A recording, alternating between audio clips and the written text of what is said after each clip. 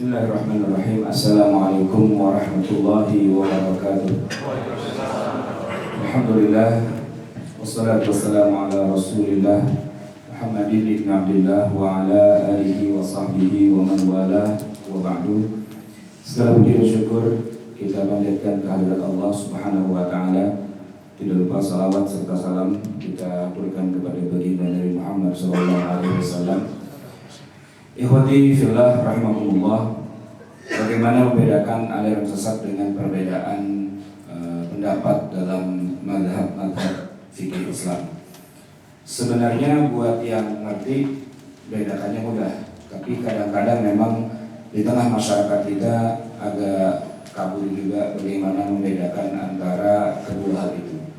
Dan ini penting kenapa? Karena kalau memang sekedar perbedaan pendapat dalam mazhab atau dalam masalah fikih, tentunya kita tidak perlu berantem atau tidak perlu katakanlah melakukan upaya-upaya untuk saling meniadakan, saling menjelekkan dan sebagainya.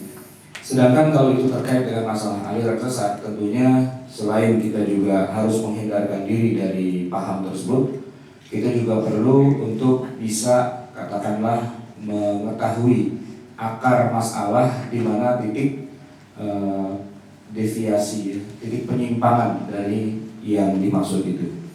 Nah, ikhwati fillah rahimakumullah, secara umum untuk bisa membedakan kedua hal tersebut, Majelis Ulama Indonesia atau MUI itu sudah membuat 10 kriteria, walaupun sebenarnya bukan hanya terbatas pada 10 hal itu. Nah, kriteria yang 10 itulah yang kemudian bisa kita jadikan sebagai katakanlah guidance untuk menilai apakah sebuah paham ini sebenarnya merupakan aliran sesatkah atau sebenarnya itu sebagai variasi dalam agama Islam yang boleh jadi kita mungkin kurang wawasan, kurang ilmu, jadi kita nggak tahu. Kadang-kadang orang kalau nggak tahu kemudian dia cenderung mengatakan itu salah, itu tidak benar. Dan kita sering kali harus kita akui membuat tolak ukur kebenaran itu semata-mata berdasarkan kenal atau tidak kenal, tahu atau tidak tahu. Kalau saya kenal, oh berarti teman. Kalau nggak kenal berarti musuh. Biasa kan? Dalam dunia kehidupan, dalam dunia bisnis begitu. Makanya orang butuh koneksi, butuh apa katakanlah KTP dan sebagainya kan gitu. Siapa dia? Oh dia teman kita. Oh ya oke, sip gitu kan. Siapa dia? Oh dia ikhwah. Oh siapa dia? Oh dia nggak ngaji, bukan ikhwah misalnya gitu. Itu kan ada hal-hal seperti itu. Nah, dalam secara umum kecenderungan masyarakat pun begitu juga. Kalau sebuah ajaran dia sudah mengenalnya, otomatis dia tidak akan resisten. Tapi sebaliknya, kalau sebuah ajaran dia tidak kenal, lepas dari masalah ukuran itu benar atau tidak benar, biasanya muncul dulu resistensi dari dirinya karena seseorang itu pada dasarnya tidak suka pada sesuatu yang asing atau yang baru, kecuali dalam kasus tertentu, misalnya orang yang sedang memberontak, dia sedang melawan sebuah status quo, katakanlah di sebuah kampung ada seorang dai muda lagi berantem sama dai tua yang punya status quo begitu. Nah kemudian anak muda ini pengen bikin gebrakan-gebrakan dan biasanya dia akan mengikuti apa-apa yang baru, yang penting beda sama yang tua, asal beda. Nah pokoknya apapun yang beda dia tampilkan untuk dijadikan sebagai bahan peluru ya, sebagai mesiu untuk melawan kaum tua. Nah itu pengecualian. Tapi secara umum biasanya orang dalam beragama itu selalu dia akan resisten terhadap sesuatu yang dia tidak kenal, lepas dari masalah ini benar atau tidak benar. Nah tentang 10 kriteria aliran sesat dari Majelis Ulama, saya bacakan beberapa di antaranya. Yang pertama adalah mengingkari rukun iman dan rukun Islam. Maksudnya mengingkari keberadaannya. Kalau detail dari rukun iman dan rukun Islamnya, itu tidak penting. Rukun iman itu kan ada 6. Pertama, percaya kepada Allah. Kedua, pada malaikat. 3, kepada Rasul, pada kitab suci, pada hari akhir, pada qada dan qadarnya. Nah itu sampai batas kita percaya bahwa Allah itu ada. Tapi tentang bagaimana sifat Allah yang detail, katakanlah di dalam Al-Quran kan ada ayat-ayat yang mutasyabihat. Misalnya Allah itu punya tangan, punya kaki, Allah itu berjalan, Allah itu punya kursi dan sebagainya. Lalu seperti apa memahaminya? Nah itu bukan masuk dalam fundamental akidah. Itu masuk dalam pembahasan ilmu kalam yang sudah lewat lah masanya. Buat seorang muslim awam, cukup dia mengakui bahwa tidak ada Tuhan kecuali Allah, itu saja. Lalu Allah itu mau ada di mana bukan urusan gue lah gitu. Itu urusannya perdebatan ahli kalam atau ilmu kalam yang meributkan apakah Allah ada di langit, apakah Allah ada di arsy, apakah Allah ada di dalam hati kita masing-masing, ataukah Allah di mana saja dan sebagainya, itu perdebatan. Tapi bahwa Allah itu ada dan Dia Tuhan kita dan bahwa tidak ada lagi Tuhan kecuali Dia, itu fundamental akidah. Malaikat begitu juga, kita harus meyakini bahwa malaikat itu ada. Tapi berapa jumlahnya, siapa saja namanya, tugasnya apa aja, saya kira nggak semua kita hafal. Dan itu tidak akan dijadikan soal nanti di alam kubur. Ayo sebutkan 200 nama malaikat. Puyeng kita ngapain nama malaikat. Tapi kalau ditanya apakah materi itu masuk dalam pelajaran akidah, iya masuk dalam pelajaran akidah untuk S2 atau S3. Nah, orang tidak perlu kuliah akidah sampai jurusan sampai level S2, S3 sekedar untuk jadi seorang mukmin. Yang penting dia percaya malaikat ada, selesai. Mau bentuknya kayak gimana, mau namanya siapa, tugasnya apa dan sebagainya, apakah malaikat bisa mati apa enggak dan seterusnya, nah itu bukan urusan kita. Begitu juga tentang Rasul. Kita wajib meyakini adanya Nabi dan khususnya Nabi Muhammad SAW. Tapi berapa jumlah mereka, apa sifat mereka, kan dalam pelajaran kita zaman masih kecil itu kan ada 4 sifat wajib bagi Nabi: tabligh, amanah, fatonah, dan sidik. Nah begitu. Nah itu tidak perlu menjadi kriteria apakah seorang itu dikatakan beriman pada Nabi apa enggak dengan menghafal sifat-sifat itu. Yang penting dia mengakui ada kenabian yang mendapat wahyu dari langit, yaitu adalah Al-Quran atau kitab-kitab suci yang lain. Prinsipnya seperti itu. Nah kalau ada di antara masyarakat Islam yang mengaku muslim tapi satu saja di antara unsur-unsur dalam rukun iman itu dia tolak, misalnya dia bilang tidak ada kenabian, setiap orang bisa jadi nabi untuk dirinya sendiri, setiap orang bisa dapat wahyu, tentu saja itu sudah keluar dari akidah yang benar. Atau katakanlah dia tidak percaya tentang adanya hari kiamat, enggak mungkin terjadi hari kiamat misalnya. Nah itu juga termasuk pengingkaran terhadap rukun yang paling dasar. Tapi bahwa hari kiamat itu fasenya apa dulu, siapa duluan yang turun, Dajjal duluan, apa Nabi Isa duluan, apa Ya'juj dan Ma'juj dan sebagainya, itu kan detail. Nah detail itu tidak jadi urusan. Orang boleh masuk surga tanpa harus mengenal Dajjal itu siapa dan sebagainya, nggak penting gitu loh. Buat masyarakat yang awam, kalau buat yang udah ngajinya tentang perkiamatan mungkin perlulah belajar tentang gitu. Tapi buat seorang muslim untuk bisa masuk surga itu dia tidak perlu mengenal Dajjal dan sebagainya dengan segala detail-detail apa yang dikerjakan dan seterusnya. Tapi dia wajib meyakini bahwa kiamat itu ada dan akan terjadi hari kiamat, cuma tidak tahu kapan terjadinya. Begitu juga tentang qada dan qadar, dia harus yakin bahwa semua yang sudah ada terjadi ini semua sudah ditentukan oleh Allah, tapi Allah juga berkuasa untuk mengubah qadanya atau qadarnya sesuai dengan sifat Allah bahwa Dia ala kulli syai'in qadir, atas segala sesuatu maha berkuasa. Artinya kalaupun Allah sudah merencanakan, kalau rencana Allah itu diubah, itu bisa-bisa saja karena Dia adalah Tuhan, Dia yang menentukan dan Dia yang menetapkan segala sesuatunya.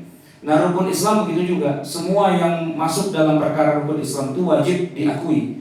Seorang muslim tidak bisa tidak, dia harus mengakui bahwa sholat itu wajib walaupun dia tidak mengerjakannya. Tidak mengerjakan sholat itu hukumnya dosa besar. Tapi tidak mengakui bahwa sholat fardu 5 waktu itu bukan pekerjaan yang wajib, tidak mengakuinya sebagai pekerjaan yang wajib, maka dia kafir, keluar dari agama Islam. Atau kurang, harusnya 5 tinggal 3 misalnya. Seperti di Nusa Tenggara Barat, di Lombok itu saya pernah ke satu daerah namanya Bayan. Suku itu dulu konon disebarkan dakwahnya oleh Syekh Siti Jenar. Nah Jenar itu mengajarkan waktu 3, bukan waktu 5, tapi 3, cuma 3 aja. Nah itu keluar dari Islam. Kenapa? Karena yang Allah fardukan itu 5 waktu. Kalau dia hanya sholat, yakinnya yang benar cuma 3 atau 2 atau 1, nah itu sudah keluar dari agama Islam. Walaupun katakanlah dia mengerjakannya. Sebaliknya ada orang yang meyakini 5 waktu itu wajib, tapi dia nggak kerjain. Misalnya sholatnya sehari cuma 2 kali. Tapi kalau tanya berapa sebenarnya, ya 5 harusnya. Nah kok cuma 3 dikerjain? Ya itulah Pak, kan lagi macet, kan lagi sibuk, kan lagi apa, macam-macam lah alasannya gitu kan. Oh baju saya najis dan sebagainya lah. kita punya 1001 macam alasan untuk tidak sholat gitu. Nah itu tidak kafir, itu hanya dosa besar saja, tidak sampai kepada mengeluarkan seorang dari agamanya.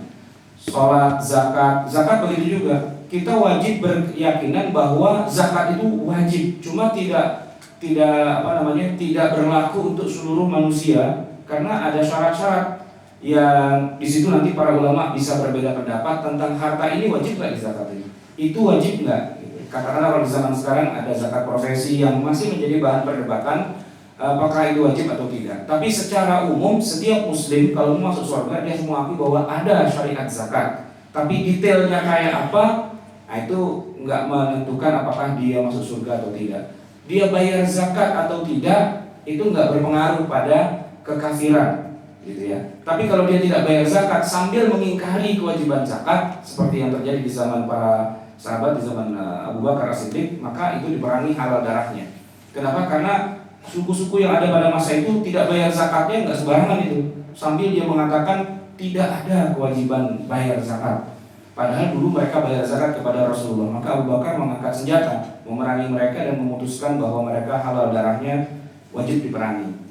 Itu terjadi karena mereka mengingkari kewajibannya. Tapi kalau cuma sekedar orang pelit, dia sebenarnya tahu itu wajib, cuman dia berusaha mencari celah titik di mana kira-kira dia bisa memainkan ayat atau dalil atau apa dan sebagainya, lalu dia tidak bayar, tapi dalam hati tetap mengatakan ini wajib gitu ya. Nah itu tidak sampai kafir, hanya berdosa saja.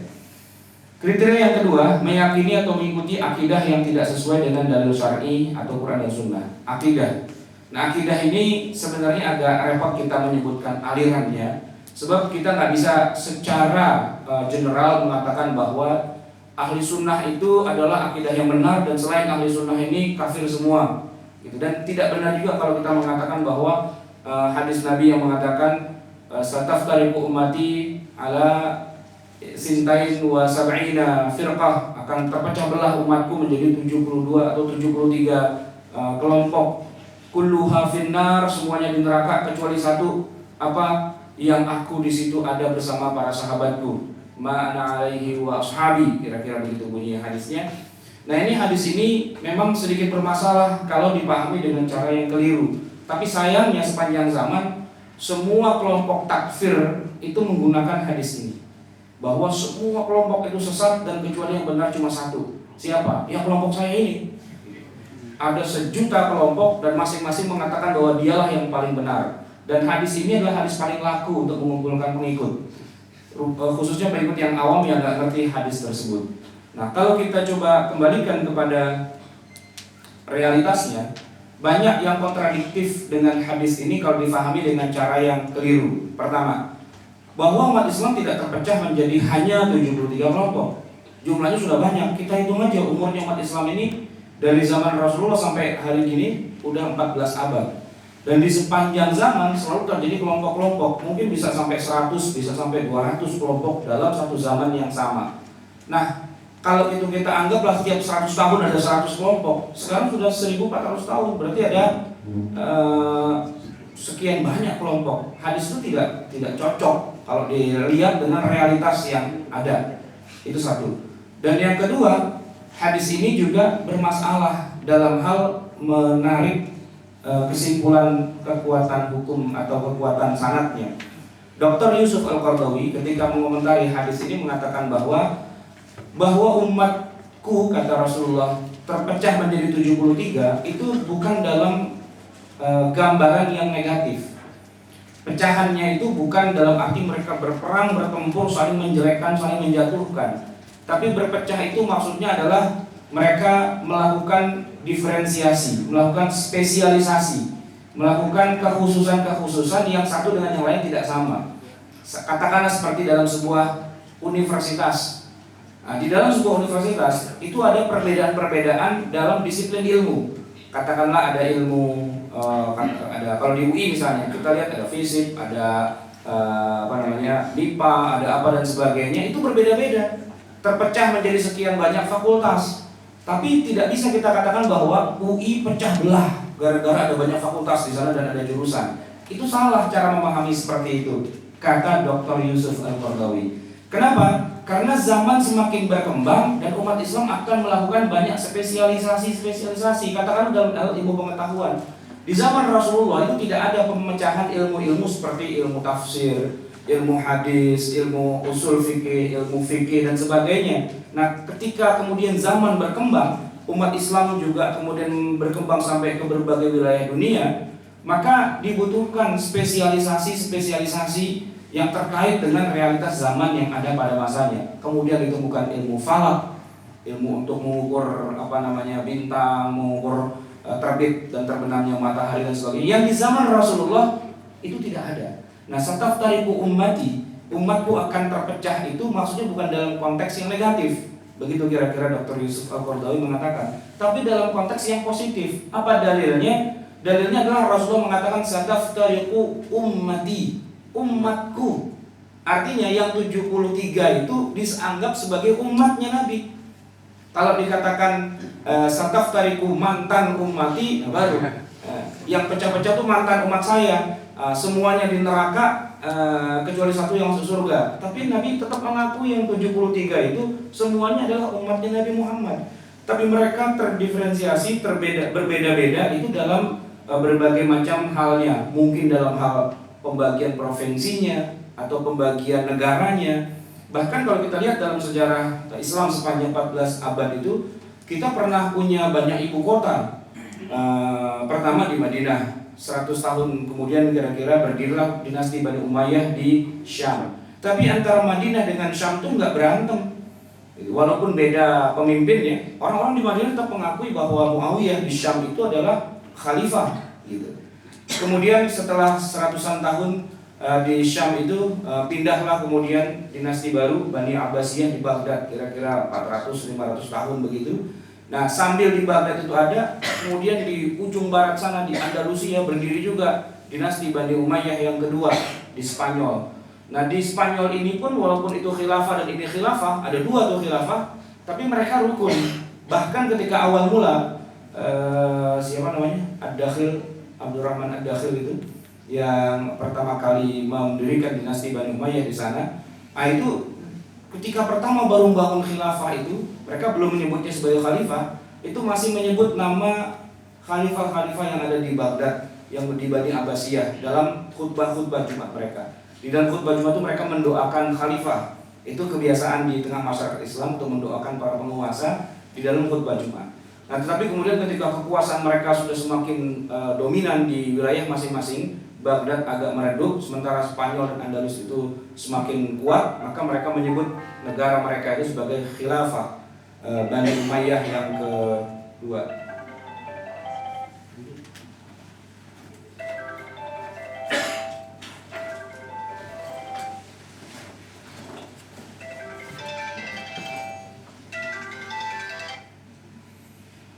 Jadi perpecahan itu bukan dalam bentuk yang negatif, tapi dalam bentuk yang positif. Ini menurut Dr. Yusuf Al-Qaradawi. Kemudian paruh kedua dari hadis itu yang bunyinya seluruhnya di neraka kecuali satu, ini adalah hadis yang perawinya berbeda dengan yang pertama.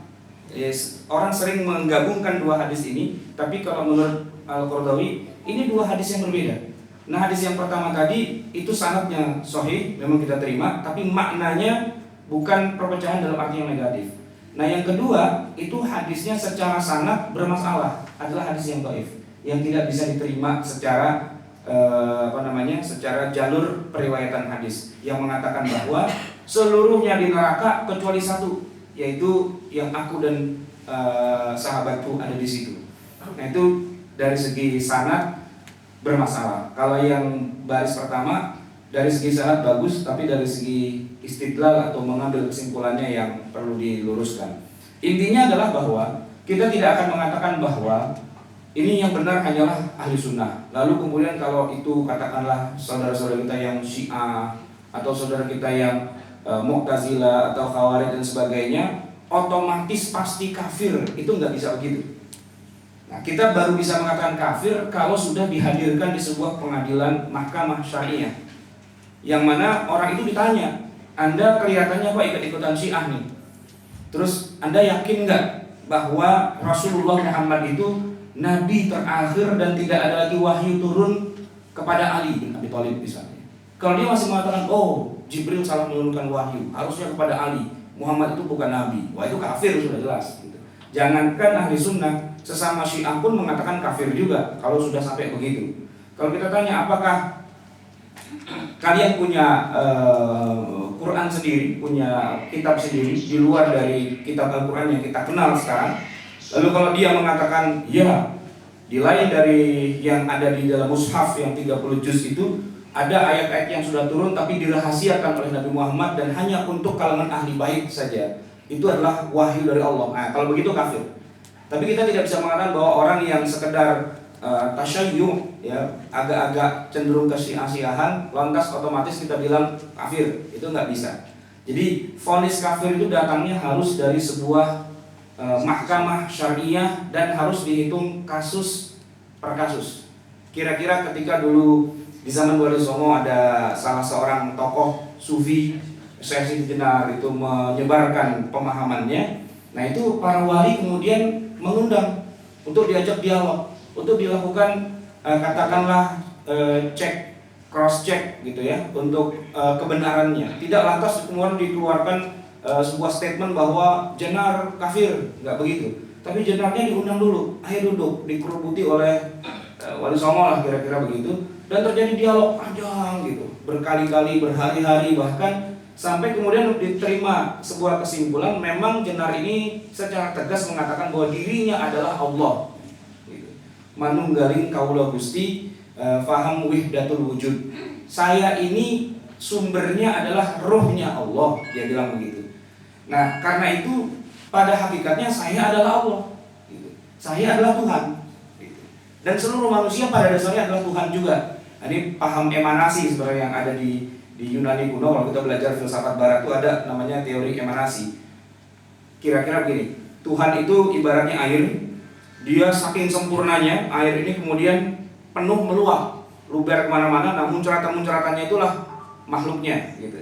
Nanti teori emanasi bina itu yang dipakai oleh Jenar. Setelah didudukkan pada posisi yang memang nggak bisa berubah lagi Jenar itu, artinya dia diminta untuk tobat, untuk berhenti dari memahami cara yang keliru seperti itu, dia tidak mau. Dengan sadar dia mengatakan saya yakinnya bahwa saya adalah Allah gitu. Ya sudah, nggak bisa dibilang apa-apa lagi. Dia dikasih waktu 3 hari dan setelah itu dipenggal kepalanya. Tapi atas nama negara, karena Wali Songo itu adalah bukan wali dalam arti pemahaman orang Jawa yang kejawen itu ya, yang betapa di goa atau bisa jalan di air, nunjuk pohon lontar jadi emas, bukan. Wali ini maksudnya adalah wali negara, gubernur lah kira-kira pada zaman sekarang. Songo itu konon kabarnya ada 9 wilayahnya, tapi kita nggak tahu batas-batasnya di mana. Tapi ada yang mengatakan jumlahnya banyak sehingga disebut aja Songo. Tapi mereka adalah kepala negara bagian kira-kira seperti itu, yang mereka berkumpul duduk untuk menetapkan masalah ini bagaimana kedudukannya, dan setelah diambil vonisnya baru dijatuhkan vonis kafir dan halal darahnya dan dipenggal kepalanya.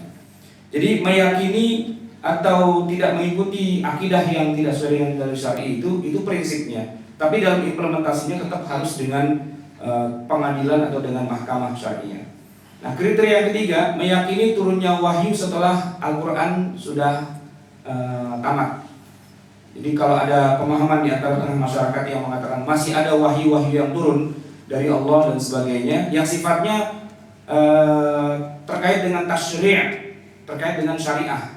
Tapi kalau wahyu yang sifatnya ilham, misalnya saya mimpi tadi malam, Allah ngasih saya petunjuk, rupanya di kolong tempat tidur saya itu ada harta karun gitu. Dan benar ketika saya bangun terus saya gali, harta karunnya ada. Itu kan kayak wahyu, tapi itu bukan wahyu. Katakanlah kalau Allah memberikan ilham kepada kita, secara umum yang namanya informasi dari langit ke bumi itu bisa kita sebut dengan wahyu atau dengan ilham, istilahnya begitu. Tapi wahyu atau ilham itu bukan bersifat kenabian dan bukan bersifat syariah. Kalau misalnya tiba-tiba saya mimpi seolah-olah saya bertemu dengan Allah atau bertemu dengan Jibril, lalu Jibril bilang sekarang sholat nambah dari 5 jadi 6. Nah, itu nggak boleh, gitu, nggak bisa. Itu namanya wahyu yang sesat. Walaupun orang itu mengaku sebagai Nabi Muhammad. Ini sering kejadian di kalangan masyarakat tradisional. Itu kalau kiainya sudah bilang saya mimpi ketemu Nabi, itu udah kayak wahyu. Padahal tidak ada seorang pun di zaman sekarang yang bisa mengatakan bahwa dirinya bertemu dengan Nabi walaupun dalam mimpi. Kenapa? Karena tidak ada seorang pun yang pernah bertemu Rasulullah ketika masih hidup di zaman sekarang ini. Tidak ada seorang pun. Ya. Jadi tahu dari mana bahwa itu adalah Rasulullah?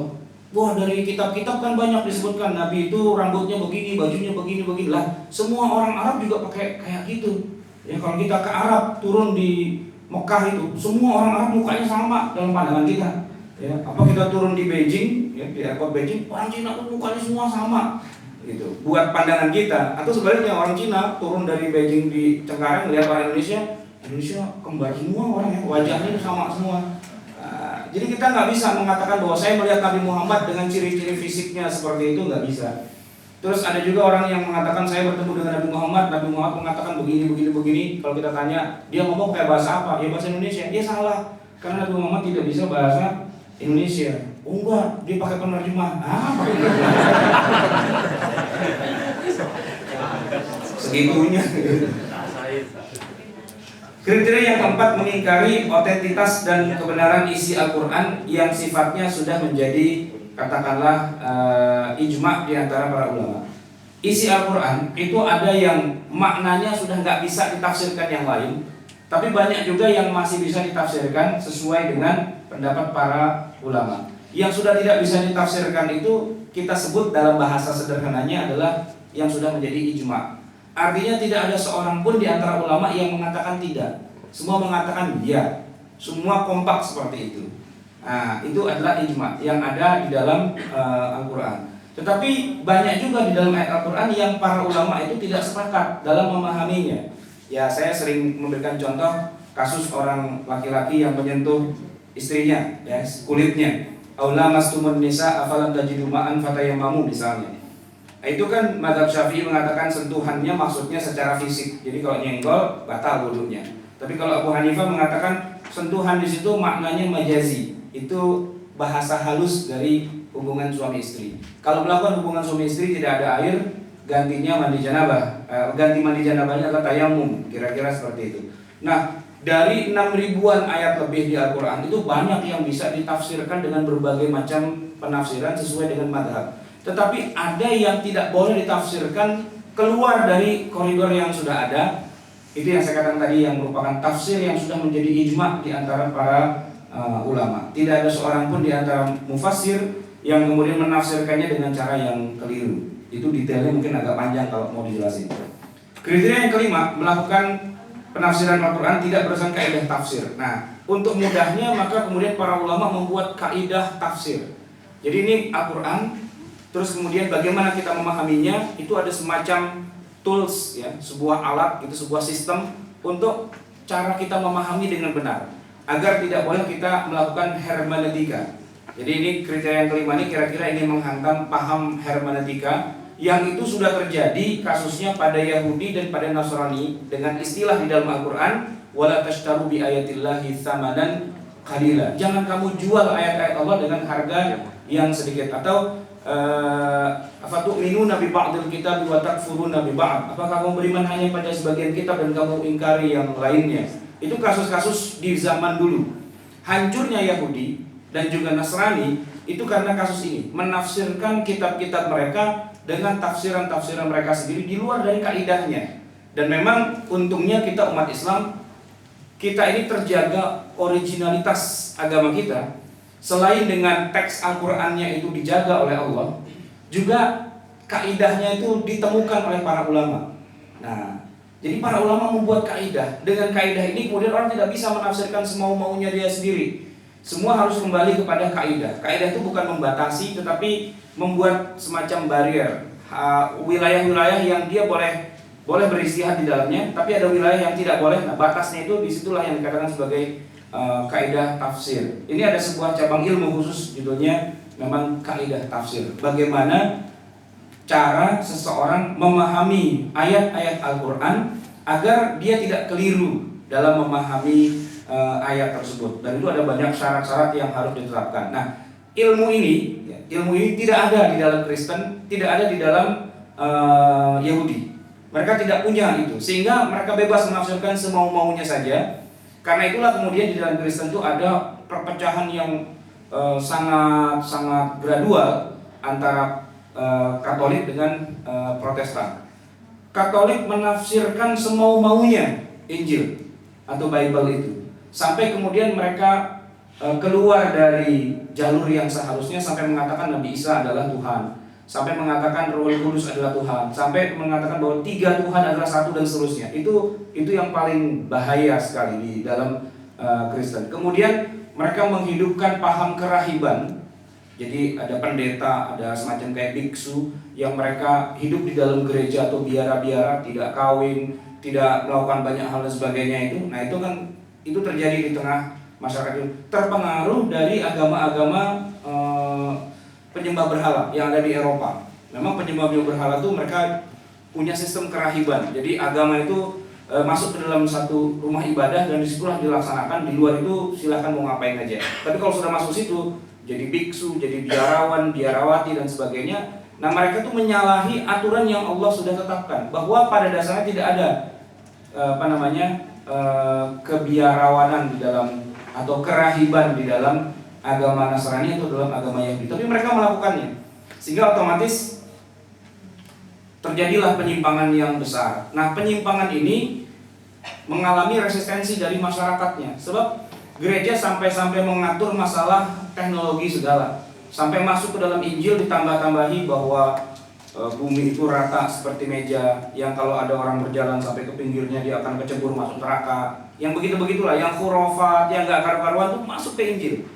Nah, sehingga masyarakat barat yang sebenarnya mereka selama ini mengalami masa gelap, ketika mereka bertemu dengan umat Islam di berbagai kesempatan, baik dalam perang salib ataupun dalam Andalusia ketika Islam berjaya di Spanyol, mereka mendapatkan banyak pencerahan dari umat Islam. Oh, ternyata dunia ilmu pengetahuan itu begitu luas dan begitu bebas dalam Islam diberikan kesempatannya. Tapi di negeri mereka sendiri, gereja mengatur-ngatur sampai tingkat hal-hal yang sifatnya seharusnya tidak perlu diatur.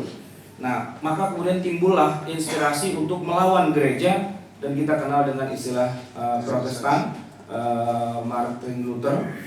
Nah, itu kemudian apa yang mereka lakukan? Mereka menafsirkan Injil dengan hermeneutika. Nah, lalu kemudian apapun disesuaikan dengan apa yang mereka inginkan. Jadi kalau gereja itu aslinya ortodoks begitu, nah Protestan kemudian dimodernin. Kalau nonton TV Kristen yang pakai parabola itu kan ada tuh, mereka di dalam acara besar gitu, lalu kalau dari Vatikan itu yang namanya acara misa itu kan agung gitu ya.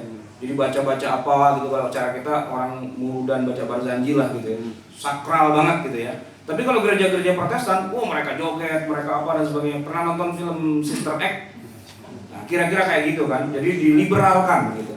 Jadi liberalisme, kemudian hermeneutika dan sebagainya itu memang sejarahnya Kristen Protestan yang oleh Ulil Absor dan teman-temannya itu ingin diterapkan juga di Islam gitu.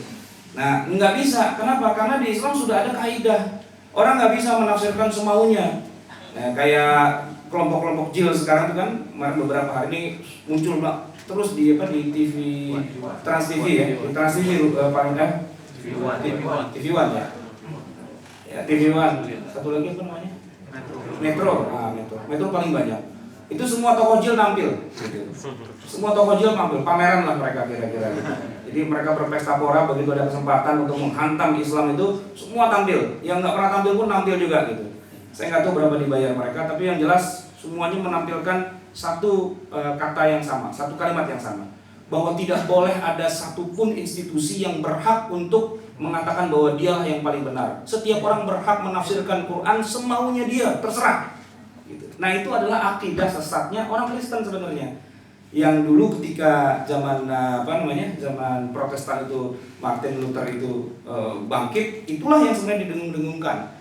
Nah, Islam tidak kemudian ada orang yang kemudian memegang sesuatu yang tidak boleh dikembangkan. Ya, ada wilayah yang silahkan diijtihadkan, tapi ada masalah-masalah prinsip yang tidak boleh digonta-ganti. Nah, maunya Ulil dan teman-temannya itu udah semuanya aja diliberalkan. Pokoknya kita berhak menafsirkan Quran semua gue. Kira-kira kalau di zaman Wali Songo dulu tuh ada kitab namanya Darmo Gandul dan Gatoloco. Itu kalau kita baca ya, itu sama dengan bukunya Eni Ero, stensilan. Quran versi stensilan. Nah, gitu. Jadi semua ayat itu kaitannya dengan Kama Sutra, kira-kira begitu. Semua ayat Quran itu ditafsirkan ke sana. Ya, setiap ayat, setiap jadi Quran jadi buku mesum gitu. Itu Darmo Gandul dan Gadoloco. Kalau mau cari di Google mungkin ada, ketik aja. Ayat-ayat porno. Nah, gitu. Jadi mereka menuduhnya Quran itu adalah kitab pornografi. Karena di dalamnya digambarkan dengan vulgar. Misalnya mereka bilang Quran sangat vulgar ketika menyebutkan bagaimana hubungan laki-laki dan perempuan di atas ranjang. Apa? Hunna libasul lakum wa antum libasul lahunna. Mereka perempuan itu jadi pakaian untuk kamu dan kamu jadi pakaian untuk mereka. Itu kan vulgar dia bilang. Dan Quran itu kitab porno dia bilang. Itu ulil absor yang mengatakan seperti itu. Padahal mana ada kitab tafsir yang menggambarkan itu dengan pornografi. Walaupun Quran menyebutkan banyak kasus yang terkait dengan masalah ranjang dan sebagainya, tapi diungkapkan dengan cara yang mulia, yang orang kemudian tidak jadi negatif mikirnya. Tapi Darmo Gandul dan Gatoloco itu salah satu versi tafsirnya orang Jawa kuno, orang Sanskerta itu. Nah, itu semuanya jadi apa? Konotasinya jadi ke sana. Mereka bilang kubah masjid itu adalah lambang seks gitu. Menaranya adalah kemaluan laki-laki. Kubahnya adalah alat seks perempuan. Kayak gitu. Dan itu ditulis oleh mereka dan ini sebagai cara untuk menghancurkan Al-Quran dan penafsirannya dengan dalih kebebasan atau yang disebut dengan istilah hermeneutika. Dan ini sekarang sedang digembar-gemborkan, tentunya butuh dana dari Amerika. Mengingkari kedudukan hadis Nabi sebagai sumber ajaran Islam, ini juga kriteria yang bagian dari kriteria sesat. Saya nggak akan bahas ini secara terlalu dalam. Kemudian melecehkan atau merendahkan para nabi dan rasul, ini cukup banyak terjadi di masyarakat kita. Kemudian mengingkari Nabi Muhammad sebagai nabi dan rasul terakhir, ini kriteria ke-8 khusus buat Ahmadiyah. Kemudian mengubah pokok-pokok ibadah yang telah ditetapkan syariah, dan yang terakhir mengkafirkan sesama muslim tanpa dalil yang syar'i. Ini gerakan takfir.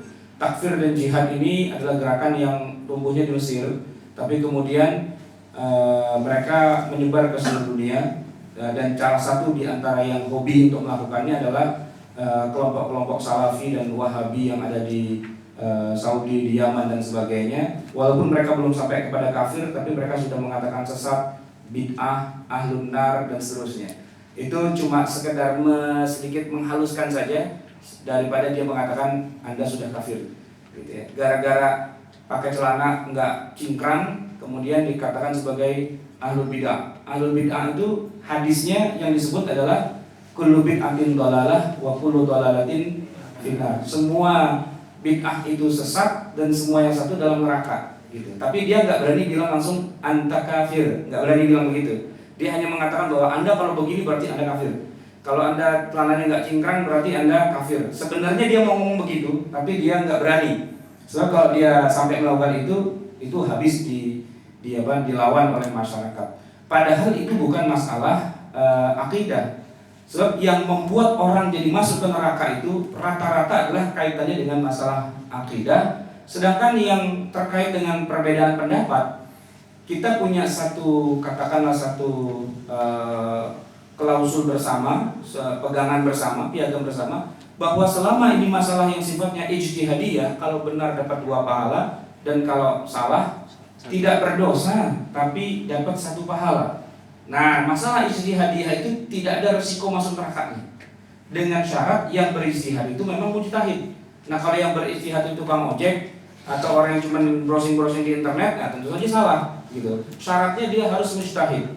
Ibarat kata kalau kita mau berobat, tentunya kita harus datang kepada dokter, ya bukan kepada dukun cabul, dukun palsu dan sebagainya. Orang yang memang kuliah di fakultas kedokteran minimal dia menghabiskan sekian semester dan kemudian dia lulus, dia sarjana kedokteran, kemudian dia dapat praktek dan sebagainya.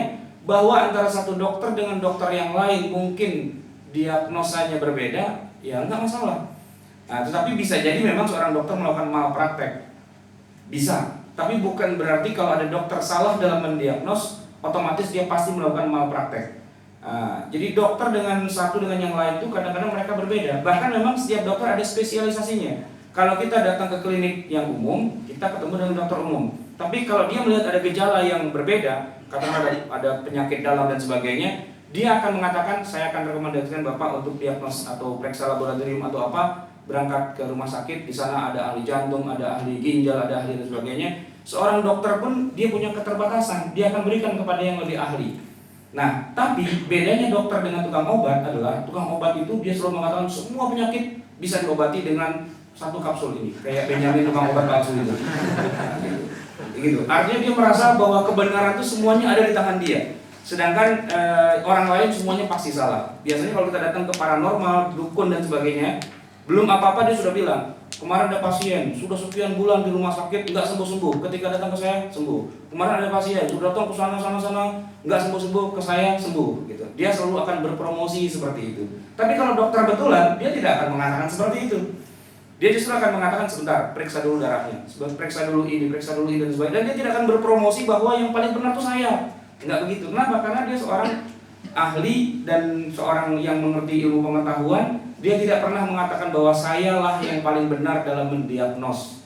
Nah, ulama itu harusnya begitu juga. Kalau ulama belum apa-apa sudah bilang itu sesat, ini salah, ini bid'ah, ini apa, dia tuh levelnya kira-kira tukang obat. Gitu. Levelnya tukang obat. Kenapa? Tukang obat tuh gayanya adalah bagaimana menafikan yang lain dan dialah yang paling benar agar orang beli obatnya. Kira-kira seperti itu. Nah, tetapi kalau ulama dia tidak akan mengatakan ini salah itu salah. Dia akan mengatakan dilihat dari analisa begini, dari sisi ini begini, hasil labnya begini dan sebagainya. Lalu kira-kira apa ya yang bisa kita lakukan untuk ini semua? Bahkan dia kadang-kadang perlu manggil kita sebagai pasien. Ini hasil lab, ini kondisinya begini, pengalaman kita selama ini kalau ada masalah ini begini, silahkan. Bahkan sebelum dia melakukan operasi, dia minta kita tanda tangan dulu. Artinya kalau terjadi risiko apa-apa, beban ditanggung berdua. Itu kan profesional. Nah, ulama itu harusnya profesional. Mujtahid itu begitu kira-kira. Nah, kalau dia sudah ijtihad sedalam-dalamnya seperti itu, kemudian ternyata hasilnya salah, itu yang dikatakan tidak ada dosa dan dia dapat satu pahala saja. Tapi kalau benar, dia dapat 2 pahala. Nah, itulah sebenarnya aturan dan ketentuan dalam membuat hukum Islam atau membuat fatwa di dalam syariat Islam. Jadi tidak boleh sembarangan orang kemudian mengeluarkan fatwa atau tuduhan-tuduhan yang sekiranya tidak tepat. Sudah habis waktunya ya? Masih ada pertanyaan atau enggak? Iya, Bapak-bapak, Ibu-ibu, ada yang mau bertanya? Ya, silakan. Ya, yang ABK dulu. Ya, baik, singkat saja mungkin ada yang mungkin perlu diperjelas sumber hukum Islam itu apa saja. Karena ada yang berpendapat bahwa tidak ada hukum kecuali hukum Allah. Jadi istilah kalau manusia itu buat hukum katanya itu bukan, dianggapnya itu bukan bisa dibilang bahwa dia istilahnya bisa dibilang bahwa dia tuh tidak taat dengan hukum Allah. Jadi itu saja kita. Ya kalau hukum memang dari Allah, tapi manusia diberikan kebebasan untuk ada batasannya untuk membuat aturan detail dari hukum tersebut. Itu ada. Maka dalam Islam itu ada hukum namanya hukum hudud, tapi ada satu lagi namanya hukum takzir. Nah, yang takzir ini kalau boleh kita bilang itu hukum buatan manusia, tapi diperintah oleh Allah dan diberikan wewenangnya oleh Allah kepada si qadhi atau si hakim ini. Saya kasih contoh begini. Dalam menjatuhkan vonis zina, syarat yang harus diajukan oleh saksi itu berat. Saksinya harus 4, laki-laki semua, sudah baligh, tidak gila. Kemudian keempat-empatnya melihat proses bagaimana masuknya kemaluan laki-laki ke dalam kemaluan perempuan bersama-sama. Ya nggak akan mungkin ada orang dihukum atau divonis zina kalau berdasarkan saksi, gitu kan? Lalu kalau udah begitu berarti kalau nggak mungkin berarti kita nggak bisa dong menghukum orang yang berzina, misalnya yang di Ancol, yang di tenda-tenda itu, yang atau mobilnya goyang-goyang dan sebagainya, gimana?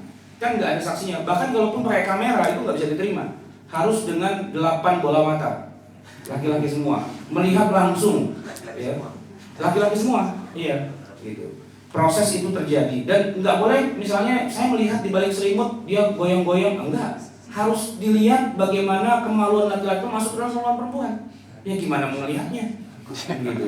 Yang lagi berzina juga mikir-mikir, wah, tonton orang. Nah, itu hukum hudud.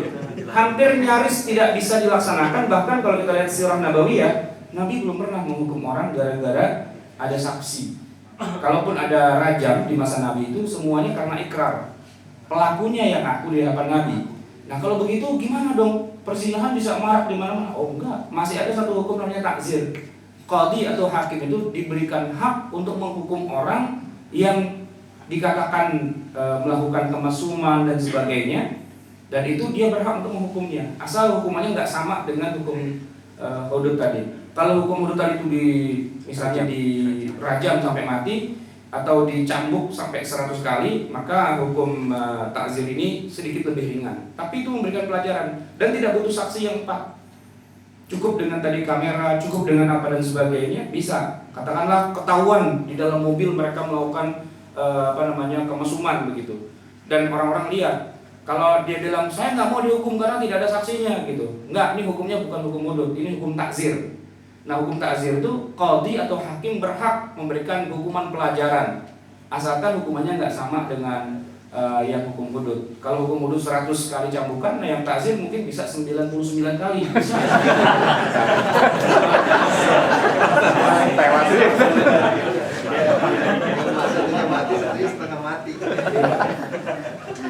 Nah, yang 99 kali ini hukum takzir. Siapa yang jatuhkan hukuman? Allah? Bukan. Siapa? Hakim. Kalau dibilang semua hukum harus dari Allah, enggak. Allah sendiri memberikan wewenang kepada hakim untuk menjatuhkan hukuman. Jadi hukuman ini buatan manusia, tapi Allah memberikan wewenang kepada si hakim itu. Makanya enak juga jadi hakim, bisa menjatuhkan hukuman. Itu hak dan wewenang dia kan. Itu diberikan oleh Allah kepada para pemimpin, para penguasa, para kepala negara dan seterusnya. Itu punya hak mereka. Jadi hukum buatan manusia dalam batas tertentu seperti ini contohnya itu boleh gitu. Tapi yang tidak boleh adalah Allah sudah punya satu hukum, kemudian kita tabrak hukum itu dan kita ganti dengan yang baru yang langsung bertentangan. Itu nggak bisa. Tapi kalau kita bikin hukum yang sederhana begini misalnya, Allah perintahkan kita untuk sholat di awal waktu, itu perintahnya. Tapi imam masjid itu punya hak untuk menunda sholat. Hak itu diberikan oleh Allah dan Rasulnya kepada imam masjid. Jadi seorang seorang muadzin, Bilal kan orang ya. Seorang muadzin itu dia haknya adalah dia azan pada awal waktu silahkan. Tapi qomat dia tidak boleh qomat sebelum imam datang dan mengatakan ya silahkan qomat. Itu ada di tangan imam masjid, imam rawatib. Yang sayangnya kalau di Indonesia nggak ada imam rawatib. Ada marbot banyak ya, kalau tukang ngepel dan sebagainya banyak. Tapi imam rawatib itu nggak ada. Nah di zaman Rasulullah para sahabat sampai ngantuk, ketiduran, sampai ngorok dan sebagainya, tidak ada seorang pun atau Bilal yang berani qomat kalau Rasulullah belum datang gitu. Kecuali Rasulullah bilang saya nggak bisa datang, gantian sama Abu Bakar misalnya. Tapi kalau Rasulullah belum datang nggak ada. Sampai malam itu mereka nunggu untuk sholat isya. Begitu Rasulullah keluar dari kamarnya, karena kamarnya Rasulullah itu dengan masjid nempel, Bilal langsung nanya gitu. Kata Rasulullah ya oke, Bilal langsung qomat. Nah itu kan bertentangan kan dengan hukum Allah. Kan Allah maunya apa? Sholatlah di awal waktu. Tapi imam masjid mengatakan entar. Itu adalah wilayah yang Allah berikan wewenangnya untuk menunda, gitu. Untuk menunda waktu sholat dan sebagainya. Sampai Nabi mengatakan, laula an asyqa ala ummati, kalau aku tidak mau memberatkan umatku, inilah waktu yang paling tepat untuk sholat isya. Agak sedikit dimundurkan. Jadi kesimpulannya ada sebenarnya wilayah-wilayah yang Allah berikan hak kepada para hakim atau pada qadhi atau pada orang-orang tertentu untuk menetapkan. Nah, itu masih dalam koridor syariat Islam. Tadi yang di belakang. Ya, silakan. Tadi yang berdasarkan hadis yang di awal tadi Ustaz, kita ada 72 Ya. 71, 72, 73. 71 Yahudi, 72 Nasrani, 73 Islam. Ya, maksud saya itu kan dia ada dua hadis yang berbeda dari Ustaz. Iya. Itu kalau misalnya dalam perawi hadis itu kan seharusnya hadis ini ada kondisinya gimana gitu Ustaz. Itu pada saat itu jelas nggak ada kondisi bagaimana, kenapa sehingga akhirnya si Yusuf Qaradawi menetapkan bahwa hadis itu adalah tidak benar, yang hanya pegangan pertama yang benar gitu. Kalau pertanyaannya seperti itu, ini saya nggak tahu persis ya. Tapi kalau kita bayangkan kira-kira, itu kan yang ngomong Nabi. Kira-kira sudah ada belum perpecahan umat di zaman Nabi? Belum. munculnya Khawarij, Mu'tazilah, Syiah dan sebagainya itu kan setelah itu, ya kan? Di zaman Nabi nggak ada. Nah, apa urusannya Nabi ngomong-ngomong kayak gitu, ya kan? Itu satu hal. Dan yang kedua, memang Nabi sering bercerita tentang masa depan. Masa depan, cuman pemetaan masa depannya itu tanggal berapa, tahun berapa juga nggak jelas. Sebab ada hadis yang menyebutkan umat Islam akan hancur misalnya, dikerubuti oleh binatang-binatang liar misalnya. Tapi juga ada hadis yang bunyinya umat Islam bisa mengejar-ngejar Yahudi sampai Yahudi sembunyi di balik batu dan pohon dan bisa berbicara. Nah, settingan waktunya itu kapan? Nabi nggak menyebutkan angka tahunnya, gitu kan? Jadi apakah itu sudah terjadi atau belum? Ini juga kita nggak bisa tetapkan, gitu. Kalaupun ada kiai, ustadz ceramah, makanya sebagaimana Nabi mengatakan bahwa umat Islam akan terpecah 73 golongan. Pertanyaannya, itu dia bilang, itu tafsirannya dia sendiri. Boleh jadi 73 golongan memang terjadi, tapi nanti ketika kiamat tinggal besok, gitu misalnya. Boleh jadi kan? Dan boleh jadi itu belum terjadi. Atau mungkin sudah terjadi di masa lalu, tapi sekarang sudah selesai. Karena angka tahun yang kita tanya itu Nabi nggak pernah menyebutkannya. Gitu kira-kira. Ya, ada lagi? Satu lagi. Ada yang satu lagi. Itu sehubungan dengan pertanyaan pertama.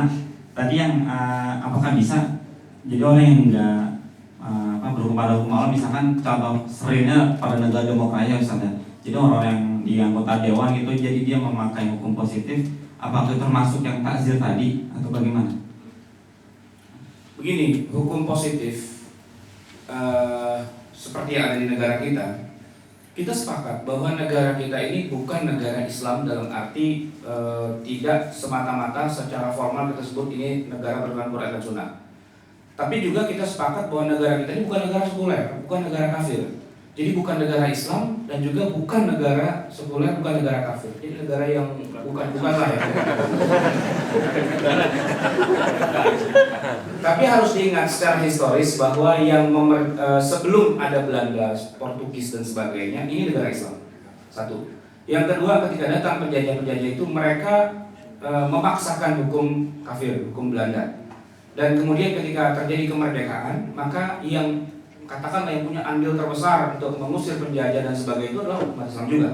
Sehingga kalaupun terjadi peristiwa tanggal 18 Agustus tentang Piagam Jakarta dan sebagainya, harus kita pahami itu adalah bagian dari tarik-menarik antara kita menerapkan hukum syariat Islam atau tidak syariat Islam secara formal gitu. Nah, tarik-menarik itulah yang sampai hari ini belum selesai juga. Tapi kalau saya sebenarnya kurang tertarik dengan meributkan apakah kita negara Islam atau bukan negara Islam. Sebab gini, kasus di Aceh dan beberapa daerah lainnya, setelah formalitas hukum syariat itu sudah dibolehkan di Aceh misalnya, itu ada hukum hudud, bahkan ada polisi syariah. Justru yang jadi masalah adalah polisinya itulah yang berzina. Gitu. Artinya law enforcement-nya itu yang jadi masalah. Nah, negeri kita sebenarnya daripada kita ngeributin ini hukum kafir apa bukan sih gitu ya. Kalau saya lebih cenderung untuk mengalihkan saja dulu, isunya adalah kalau memang nanti syariat Islam sudah berlaku, taruhlah misalnya orang di DPR itu semua sadar semua dan kemudian ketok palu, ya pakai hukum Quran, mazhab Syafi'i misalnya begitu, ya kan? Masalahnya kemudian bangsa kita udah bisa belum, udah ngerti belum, dan sudah bisa menjalankannya belum? Sebab kan hukum itu kan bukan hanya apa yang diketuk palunya di DPR sana, tapi apa yang difahami oleh masyarakat itu sendiri, gitu. Contoh sederhana, dulu kita ribut, saya ingat banget tahun 80-an, kita ribut bahwa negara kita negara kafir, salah satu buktinya adalah tidak ada bank syariah, dan tidak boleh ada bank syariah, bank harus riba, tidak boleh yang sesuai dengan syariat Islam. Tapi begitu Soeharto sadar di akhir kepemimpinannya di tahun 90-an, dia mendirikan Bank Muamalah. Dan kemudian 10 tahun kemudian semua bank itu punya syariah. Pertanyaannya adalah, mana yang ribut syariah itu? Kan tetap aja bank-bank konvensional masih hidup juga. Artinya kalau memang ada desakan ingin menjalankan syariat Islam, sudah sampai sejauh mana sih keinginan itu? Nah, maksud saya memperjuangkannya itu bukan semata-mata hanya di tingkat DPR-nya, bukan hanya di tingkat hukum negaranya, tetapi yang lebih penting lagi bagaimana memperjuangkan syariat Islam di dalam hati umat Islam itu sendiri. Apakah mereka fobi atau mereka cinta pada syariat Islam? Apakah mereka ngerti atau mereka jahil terhadap syariat Islam? Itu yang kalau menurut saya paling utama. Sebab boleh jadi begini, hukum yang berlaku itu katakanlah hukum kafir. Tapi masyarakatnya ngerti agama dan menjalankan segala sesuatu sesuai dengan syariat Islam, itu selesai masalah, gitu. Atau dibalik, ini contoh kayak di mana di Mesir, ya. Mesir itu dalam banyak konunnya, dalam undang-undangnya itu yang diketuk palunya di Majelis Sya'ab itu atau DPR-nya sana, itu mereka banyak merujuk kepada kitab-kitab Hanafi dalam masalah tata negara. Karena memang mazhab Hanafi itu adalah mazhab yang digunakan oleh Turki Utsmani pada waktu mereka masih ada, terakhir tahun 1924. Tapi Sya'ab Mesir, masyarakat Mesir itu rata-rata Syafi'i dalam hal implementasi kehidupannya. Jadi peraturan negara itu mengharuskan mazhab Hanafi, tapi masyarakatnya dalam muamalah sehari-harinya mazhabnya Syafi'i. Mana yang berjalan? Ya yang Syafi'inya. Yang hukum negaranya malah nggak terlalu banyak berjalan, kecuali kalau masalahnya dibawa ke pengadilan misalnya, baru kemudian diselesaikan dengan mazhab Hanafi. Tapi kalau dalam keseharian, dalam masalah muamalah, dalam masalah ahwal syakhsiyah, nikah, talak, rujuk dan sebagainya, mereka menggunakan mazhab Syafi'i. Maksud saya adalah itu satu PR tersendiri. Apakah saudara kita yang ada di DPR itu bisa dikatakan sedang memperjuangkan hukum Islam atau tidak, itu pembahasan sendiri. Tapi yang perlu kita pikirkan sekarang bagaimana syariat Islam itu bisa dikenal lebih luas lagi oleh umat Islam sendiri, dan perjuangan kita justru titik tekannya ada di situ sebenarnya. Bagaimana membuka hati umat Islam agar cinta pada syariat Islam, minimal dia kenal dulu syariat Islam. Karena yang selama ini kita ketahui kebanyakan bukan syariat Islam, itu budaya dari masyarakat kuno dan sebagainya. Katakanlah tentang kewajiban suami istri itu, suami harus memberikan nafkah pada istri dan istri tidak perlu memberikan nafkah pada suami. Tidak ada istilah campur-campur harta. Artinya harta suami adalah harta suami, harta istri adalah harta istri, dan tidak ada istilah harta milik berdua yang kayak kita kenal dalam hukum seperti ini. Nah itu kan masyarakat kita tidak tahu hal-hal seperti itu. Nah, ini yang menjadi salah satu concern kita seharusnya terhadap syariat Islam itu sendiri. Cukup barangkali sudah satu dua serapat ya. Waktu sudah melewati, mari kita tutup dengan baca istighfar dan hamdalah dan doa penutup hadis. Assalamualaikum warahmatullahi wabarakatuh.